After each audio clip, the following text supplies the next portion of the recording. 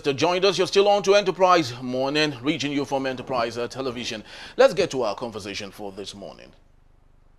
President Bola Ahmed Tinubu has arrived in Rio de Janeiro, Brazil, to attend the 19th G20 summit scheduled for November 18 to 19. He was welcomed by Brazilian officials and is accompanied by key Nigerian ministers, including those responsible for foreign affairs, livestock development, agriculture, and culture. The summit, hosted by Brazilian President Luiz Inácio Lula da Silva, focuses on the theme, building a just world and a sustainable planet. Leaders from the world's largest economies will address global challenges such as poverty, hunger, energy transition, and sustainable development. President Bola Tinubu is expected to advocate for reforms in global governance institutions, highlighting Nigeria's bid for a permanent seat on the United Nations Security Council. In addition to participating in the summit's key discussions, President Tinubu plans to hold a bilateral meeting with other leaders to advance Nigeria's socio-economic reforms. These talks will prioritize areas like agriculture, energy, infrastructure, and development. Nigeria has consistently championed reforms to enhance fairness and inclusivity in global governance system and aims to showcase its potential as a significant player on the international stage. The visit underscores Nigeria's commitment to global collaboration and its pursuit of sustainable development goals. That is what we have for this morning. Now let's have a conversation. Doing that with me today is Cyril Abaku, journalist and public affairs analyst. Good morning to you, Cyril. Thank you. And welcome. Thank you. Thank you. Good. Thank you. So let's talk about the G20. First off, let's have a clear understanding of the intention for the G20. Then maybe we'll now begin to consider if it's even relevant in the first place for Nigeria to be in that discourse. Well, formed in 1999, the G20, that is group of 20. You have the G8 and other Gs. The group of 20 biggest economies of the world.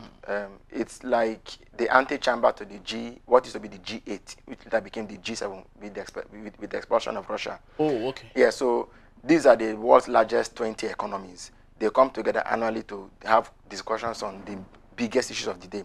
Today we have issues mainly about the war in the Middle East. A lot of G20 members are bitterly split.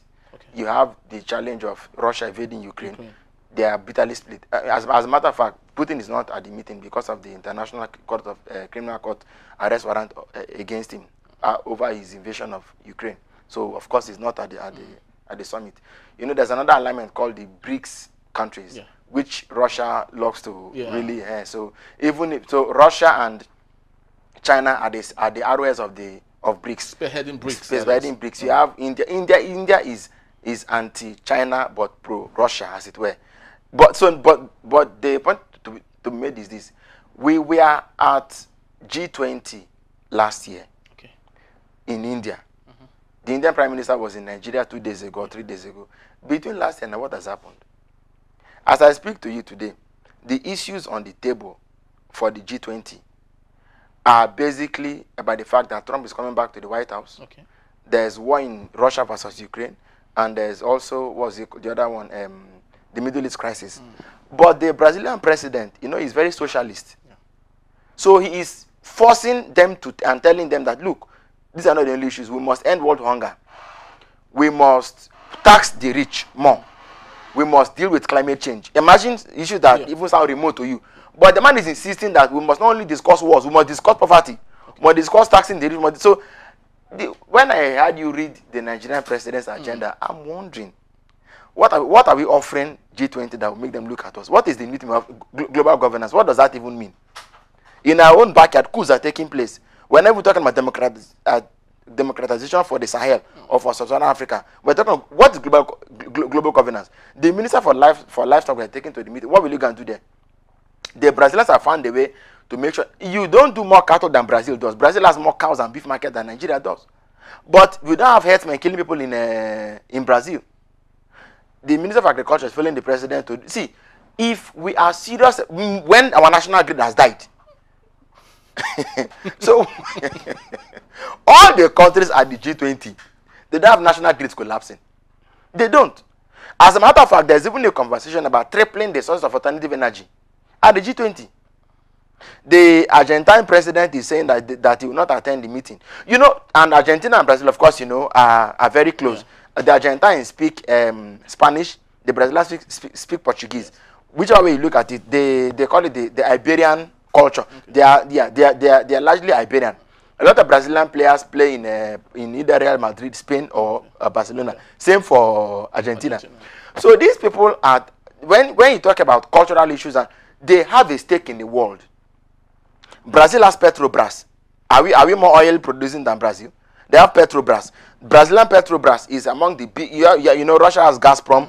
They have Petrobras. The Saudis have Aramco. Our own NNPC that should have been competing favorably with those and had everything needed to compete with them until these corrupt people came into office.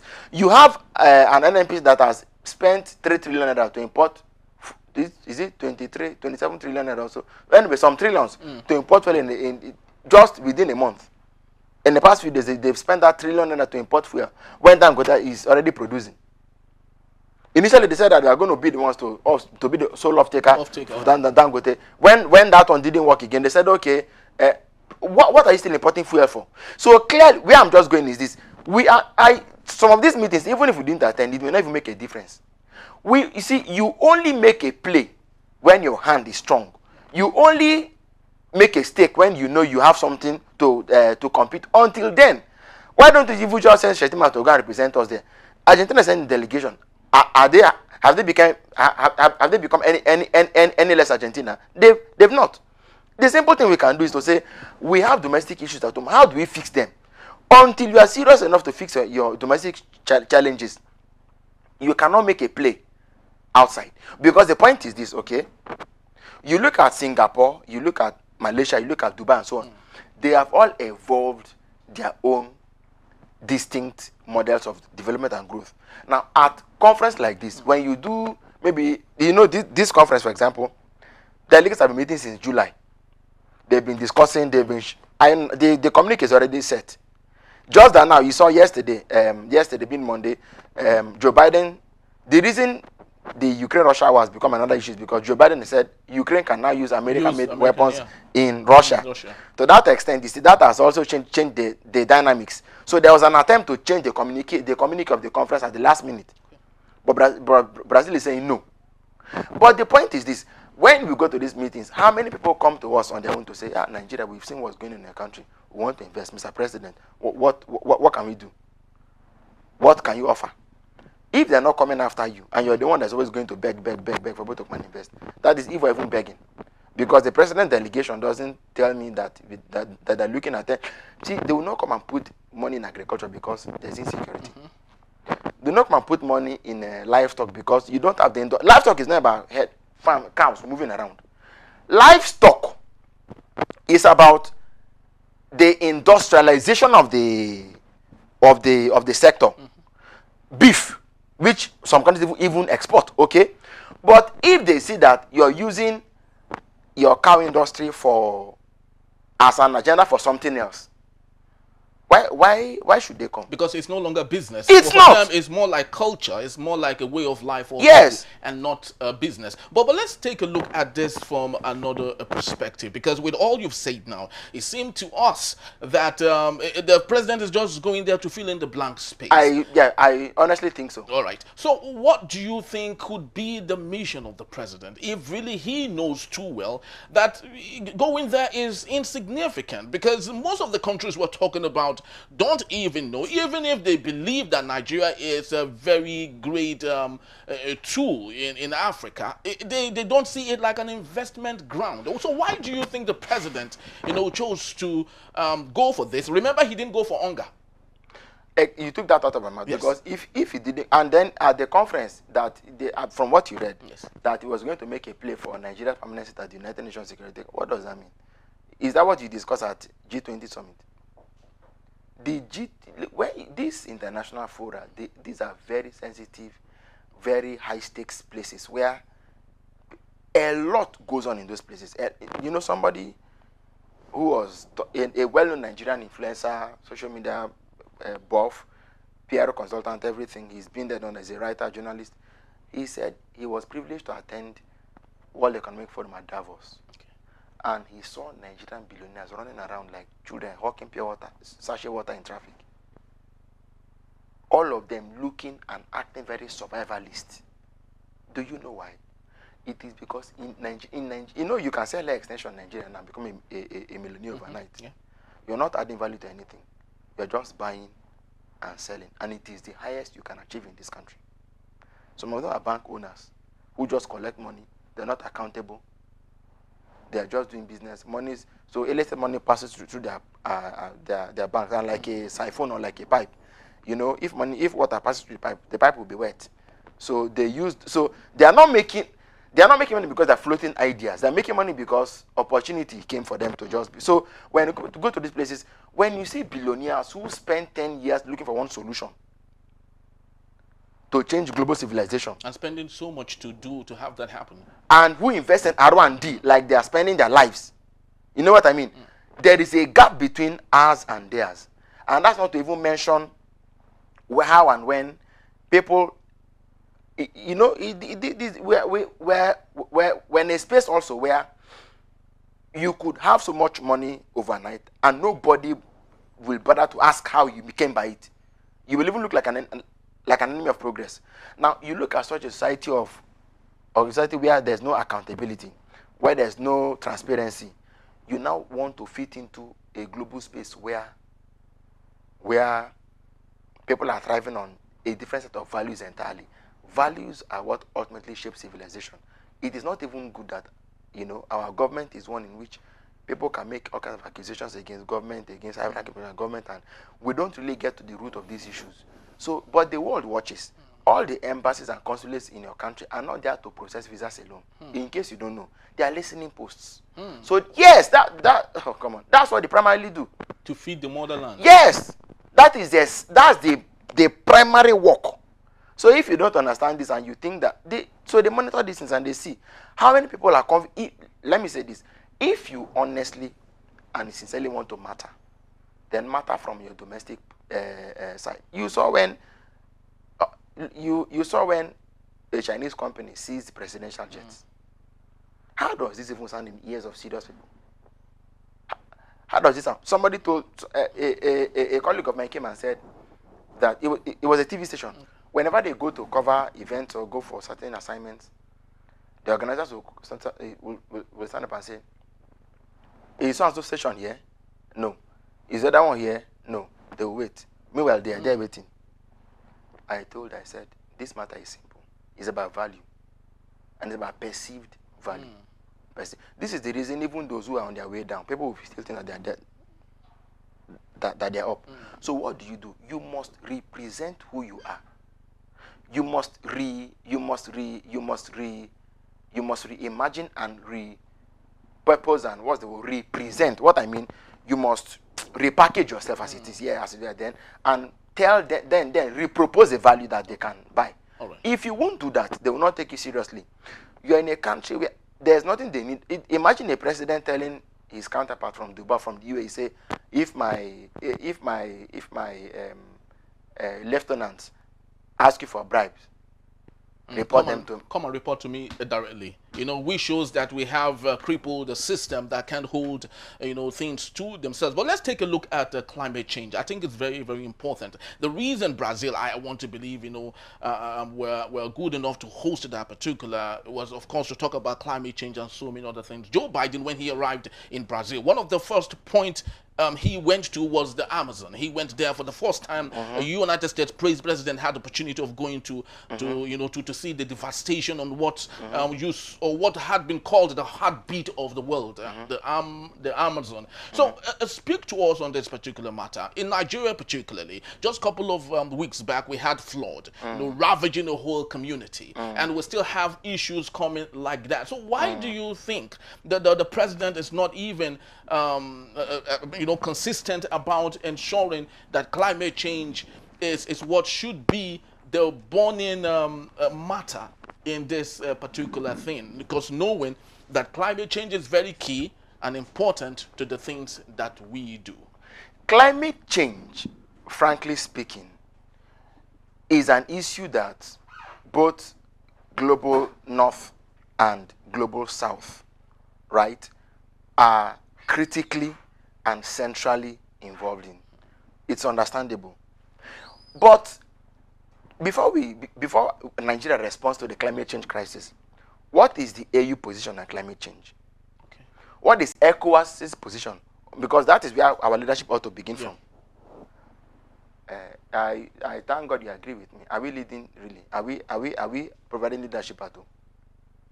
You agree with me that but have we led ECOWAS in that regard? In that direction. Have we lead? Are we even leading the AU? Is our voice heard? Because you see, one of the places where climate change is affecting Nigeria, for example, as we're told, is desertification. One, and I'm just picking one in the north. And some have argued that, in a sense, the challenge in the Chad Basin area, where the land is eating up the sea, is part of the reason people are being shorn of their livelihoods and they're having to run into society and are part of the army that Boko Haram is using because they no longer have their livelihoods to. But so what have we done? Because when Israel went to the homeland in 1948, they faced the same challenge. Israel is the only country in the world that has the sea eating up land, as opposed to where every other place, the land is eating up the sea. What did Israel do? Have you ever heard Israel make a lot of noise at the G-20 World Economic Forum? Do you often hear Israel make? They never have been present. They no, so to be honest, and but they are, but their impact, you know, in changing. Now let me give an example. In the book, A Nation at All, is it A Nation at All Cost or so? No, it's not that one. Startup Nation. A former Israeli prime minister took an Israeli engineer to Davos to lobby that this man has invented an electric vehicle and that they should give him a try or something like that. This will play their game on the ground. And they succeed at it. You see, my own contention this morning isn't so much whether to attend the G20 or not. It is about what are we putting forward and how. We must not try to hog the headlines to be relevant. You don't need to do that. Yes, when your game is up there and tight, they will come. It is because Nigeria has the market. They know it. They know it. It's not when we say we have the market, it's not just the market. Nigeria, we have a very strong consumerist culture here. We like to consume, we like to buy, we like to show off. It is who we are, at least at a level. So coming here, you are blessed with the figures, you are blessed with buying power, you are blessed with the willingness to buy. You know, we like to test new things out. Yeah. The only inhibitions are corruption. Now, while the president is now, the EFC chairman is saying that there's a lot of corruption in Nigeria. He is even saying it now. And knowing that the world is a global village, it's possible for some of these partners we intend to attract might get to know. What we could have even done is to wait after the summit. You now say what you say. But when the government lacks coordination, I say this because we mean for our country. The president has a team of almost 19 or more spokesmen. Now, the last I heard was that President Tinubu reorganizes a media team. No, that there will be no substantive official spokesperson or so. Meanwhile, I had another headline quoting Daniel Buala and say, I am the presidential spokesman. Who exactly? Daniel Buala. Okay. Daniel, okay. Yes, see, my take is very simple. This is like a government of many IOUs. So they have to simply pay people back. But the simple thing to do is, in America, there is a chief press secretary. All communication is routed through that office. Then if you now have a director or deputy director of communication, they are the highest clearinghouse, okay, who report directly to the president. There's very this organized, but there are no more than two, three of them. Then there are press secretaries actually. Press secretaries who are invisible, but their work will be seen. But this one that everybody feels, I was the one that delivered Kanu. I was the one that worked in a... So all of us, and you see some of them, even without being given titles, on social media and on TV, they are shouting. So they come entitled. We don't need all this sort of thing till tomorrow. We don't know how the presidential spokesman went ahead to say that Nigeria has resolved this dispute with the UAE, and that flights could now take place. Meanwhile, it had not been. So who gave the authorization? These are the issues that must be internally dealt with. But our president going to G20, for me, it's ritualistic. But if we shouldn't come back empty-handed. I remember that last year in India, a lot was said. In fact, they said that the president has secured trade deals to the tune of was it $40 million or so? Oh no, was it $14 billion? In my mind, I said people with one signature still 10 times this amount in this country. $14 billion. The thing just didn't ring well with me. What will that mean from Indian investors? Which realistically we have not seen. Neither have we seen the impact now, of that in our economy. Now, Henry, let me say this. And I say this because you see, when you want to matter, you have to be among those that matter. I don't know how many countries carry offerings to church and give thanksgiving that Indian investors are coming to that country. Because of that, we've seen their commercial their industrial practices, how they treat their workers. That is on one hand. On the other hand is this. Now, the investment, we have not even seen anything. They only announced. Later on, they said that they have come to sign MOU also. But to what effect? What we ought to do is this. I don't know if the Minister of Trade was on this trip with the President. Okay. I'm not sure. Jumoke Oduwole, I'm not sure she was on trip with the President. Which for me, if she was not on the trip, then I think is an error, is a minus. What we must do is this. How many core people in business or trade negotiation experts are with the President on this trip? And what have they sat down to iron out to say, these are the things we're going to focus on. And we're looking at, if we don't get Sweden, let's get in there. If we don't get there, let's get. If there's such a plan, and maybe something will come out of it. But the first one they went for, I really haven't seen anything come out. So rather what even followed was that after that summit, in the first few months of this year, we saw a lot of companies packing their bags and running. We must begin by helping local businesses come back to life. Local manufacturers, local investors, Nigerian people.